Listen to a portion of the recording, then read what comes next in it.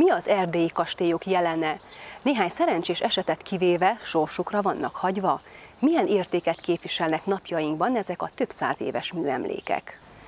A Retropoli sorozatunk első adásában kísérletet teszünk arra, hogy megválaszoljuk az imént feltett kérdéseket, és ha velünk tart a folytatásban, megtudhatja azt is, hogy mi a közös a Magyar Parlament épületében, a Kotocsáni palotában és a boncidai Bánffy kastélyban.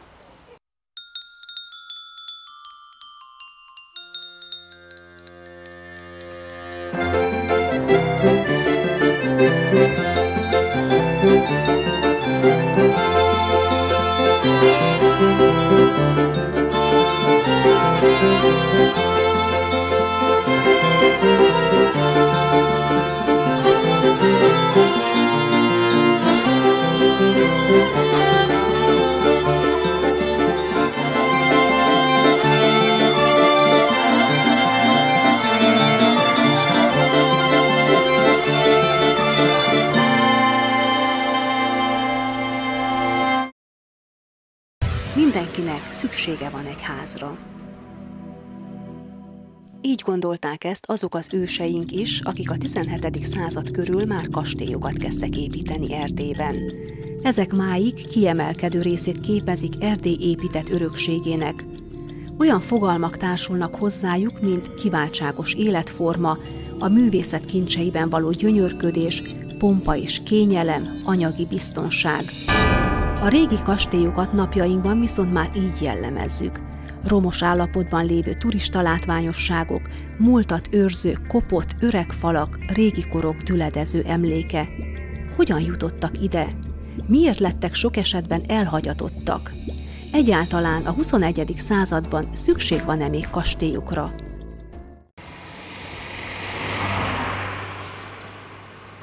Maros megyében, Keresden járunk, Segesvártól 12 kilométerre délnyugatra.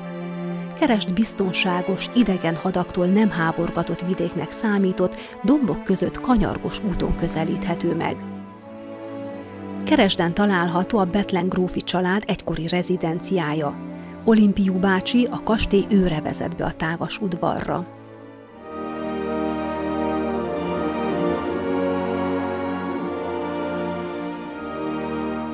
A kastély épületei és a várfalak közel szabályos négyszögletű udvart zárnak körül. A legrégebbi rész a középkori emeletes öregtorony, amelynek homlokzatát a legfelső szint magasságában korabeli magyaros öltözetű, süveges, harcos alakok színezett domborművei díszítik. A torony 5. szintje kilátó szerepét töltötte be. A ma is látható épületet a 16. és 17. században építették. Ha a négyszögletű belső udvarban körülnézünk, megakad a szemünk a család koronás kígyós címerén. A Bethlen család címerében található kígyóról létezik egy legenda. A helyiek ezt úgy mondják, hogy amikor a család tagjai először érkeztek ide erre a vidékre, a mocsarasban találkoztak egy óriás kígyóval, amit leterítettek. Így azt a címerükben is megjelenik. Bejártuk a 36 szobás épületet. Az évszázados falakon majdnem kitapintható az idő.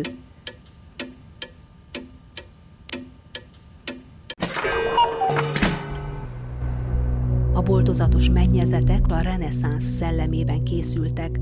Sajnos néhány helyen már nincs mennyezet. Az egykori források az épület díszes berendezését, a kényelmes lakhatást adó termeit dicsérték. A család természetesen nem csak a jó ízlésű pompára áldozott, hanem a kultúrára is. Az öreg torony első emeletén kapott helyet a gazdag családi könyvtár és levéltár. Emellett nyomdát is működtettek itt, ahol többek között a család történetének első kiadását nyomtatták. A kastély a 19. században és a 20. század elején is a környék kulturális központja volt. Erről az időszakról Bethlen Anikó így mesél. Nagyon kevés magyar volt Keresden, szászok voltak és szászok, valamennyi román és valamennyi cigány. Minden etnikumnak vannak ünnepei, és annak a központja az a kastély volt. És azt mindig megünnepelték, és azon kívül pedig voltak télen az úgynevezett bálok, hogy a fiatalság ismerkedjen, és tudjanak párokat választani egymást. Sokan látogattak oda, mert igazából vendégszerető volt nagyapám, A II. Világháború alatt sok nehézségen esett át a kastély és lakói. Nehéz volt egy ekkora gazdaságot fenntartani, mégis a legnagyobb problémát a fosztogatások jelentették. Teljesen kifosztották. Minden nemzet, aki megfordult itt. A németek is pont úgy fosztogattak, mint a más. De furcsa módon a lakás berendezése ott maradt Madarason is. És Keresden is megmaradt, mert hogy látták, akik utoljára otthon szolgáltak, látták, hogy nagyapám azért maradott, hogy ne történjen semmi baj. A kastély utolsó lakói között volt Bethlen Gábor, Bethlen Anikó nagyapja. Az 1944-es halála nagy tragédiát jelentett a családnak, de ők mindent megtettek azért, hogy fenntartsák az ősi birtokot. 1948-ban újabb csapás következett be. Államosították a kastélyt. Teherautók hajtottak be az udvarra, és napokig hordták a kastélyból a sok értékes tárgyat. Kiürítették a helyiségeket, feldúlták a belsőket. Amit nem vittek el, elégették az udvaron. Csak 58 év után hosszú pereskedést követően kapta vissza a család. A kastély felújítása nagyon sok pénzbe kerül. Bethlen Anikó mégis optimista. Szerinte az első fontos lépést az jelenteni, ha a turisták előtt megnyílnának az épület kapui.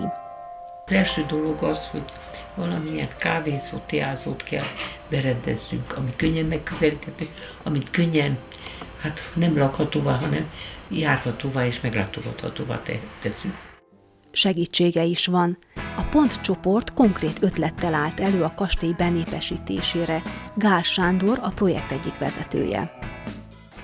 Mivel ez a felújítási munkálat elég horribilis összegbe kerül, és jelen pillanatban a család nem rendelkezik ezzel az összeggel, arra gondoltunk, hogy addig is, ameddig a kastély olyan állapotba kerül, hogy használni lehessen különböző célokra. Szervezünk ilyen különböző oktatási célú táborokat egyetemistáknak.